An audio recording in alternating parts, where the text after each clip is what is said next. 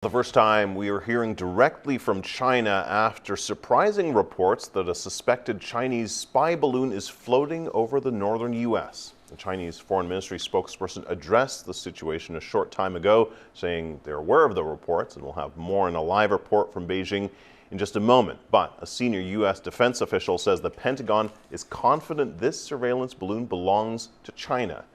The U.S. has been tracking it for a few days and says it entered Montana via Canada. We've been hearing that it does not pose a serious risk, but it is traveling near sensitive sites.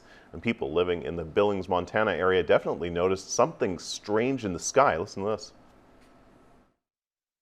There's the moon, right? And then there's that. What planet is that? Okay, that's the moon. It's a little fuzzy out here, and it's a kind of a cruddy phone, but it's slightly overcast. Well, what the heck is that? That's not the sun, and according to my little planet guide, it's not a planet. What the heck is that? Any help would be appreciated. The military and White House say there are no plans to shoot down the balloon. It's traveling at a very high altitude, well above commercial air traffic, but the balloon is near a potential target for Chinese espionage, intercontinental ballistic missiles located in Montana. Meanwhile, the Biden administration says it acted immediately to prevent the balloon from collecting any sensitive information. CNN's Pentagon correspondent Oren Lieberman picks up the story. Officials say it came into the U.S. over Montana, coming in from Canada, and that's where they began tracking it, at first launching F-22 fighter jets. In the end, the decision was made not to shoot it down. President Joe Biden was asked for military options, but senior military leaders, including Chairman of the Joint Chiefs General Mark Milley, advised against shooting this down. Instead, they are keeping an eye on it and seeing where it goes. The Pentagon does acknowledge this traveled over several sensitive sites, though they won't specify which sites those are. It is worth noting that Montana is home to ballistic missile silos, so perhaps that's what this was after. It is also worth noting, of course, that the Pentagon says they are confident, very confident, in fact, that this was launched by China, and they brought it up through diplomatic channels, both here in Washington and in Beijing, essentially to express how angry they are about this. Well, CNN Beijing Bureau Chief Stephen Zhang joins me now. And Stephen, we just got reaction from Beijing to this. What are they saying?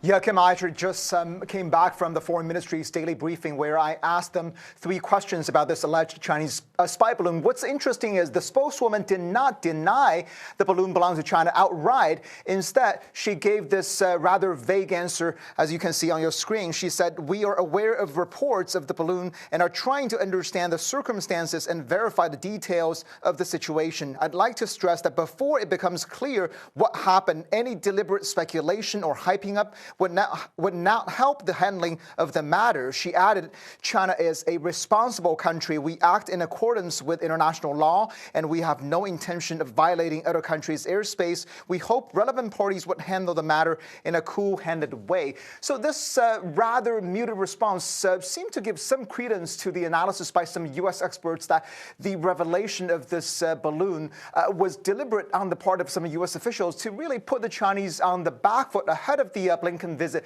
to allow the secretary to really address this issue with them more directly, to confront them, to basically tell them what the U.S. knows and what the U.S. would like to see Chinese do. But it's also interesting that when I and other reporters asked the Foreign Ministry spokeswoman about if this revelation would have any impact on this planned high-stakes visit, she dodged the question, simply saying she has no information or updates to announce. But the timing of this, of course, is what makes this very delicate and also potentially highly consequential, because it really complicates things at a time when both governments, at least publicly, are saying they're trying to reset or at least stabilize this increasingly contentious relationship. And remember, this kind of incidents really, in a way, play into the hands of hardline hardliners on both sides. Already we're seeing some members of Congress in Washington calling for stronger actions and new briefings and portraying this as yet another example of how President Biden's China policy is being too weak. And similarly, on the Chinese side, you could see this potentially really stir up more nationalistic sentiment and feelings. And so, this obviously is not happening in a vacuum. Ahead of this visit, we're already seeing a flurry of activities on the U.S. part, not only on the economic and technology front, but also in the military sphere in terms of shoring up its presence in this region, including those newly signed agreements with the Philippines. And even without this balloon revelation, expectations are already very low about this visit in terms of concrete results out of the meetings between Blinken and his Chinese counterpart Kim. And with this revelation, I think it's just adding more uncertainty to this trip. For more on this, I want to bring in Malcolm Davis from Canberra, Australia. He's a senior analyst with the Australian Strategic Policy Institute. Thank you so much for being here with us. So with this, spy balloon, in some ways it seems comically low tech, but what do you make of this balloon and its purpose and capabilities? Look, I think what it is certainly a political message being sent by China to challenge the US in terms of the upcoming visit by Secretary of State Blinken. It's a bit of a provocative shot across the US bows in that sense. From a military technical perspective, I think, as you say, it's a very low-tech way of undertaking intelligence gathering in comparison to, say, spy satellites. But in the way that they could use this balloon to gather signals intelligence and electronic intelligence over critical military sites, it's probably quite a provocative but effective way of gathering intelligence. So you think it's more to sort of listen in rather than to see things, I guess. The U.S. decision not to shoot it down, it surprised some people. Do you agree with the rationale? Just let it go? Yes, essentially, because if you look at the imagery of the balloon, you'll note that there's two large arrays of solar panels below it, and then in the middle there's a series of equipment sections, essentially an instrumentation package.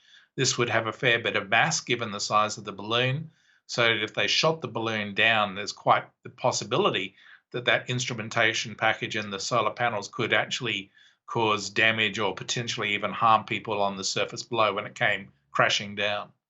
Okay, but it has to come down sometime. So where could it land? And then what happens then? Does it sort of, will we see a James Bond-like race to get to it first? Well, my initial thought was Ice Station Zebra, if you remember that movie. But essentially, yes, it does have to come down at some point.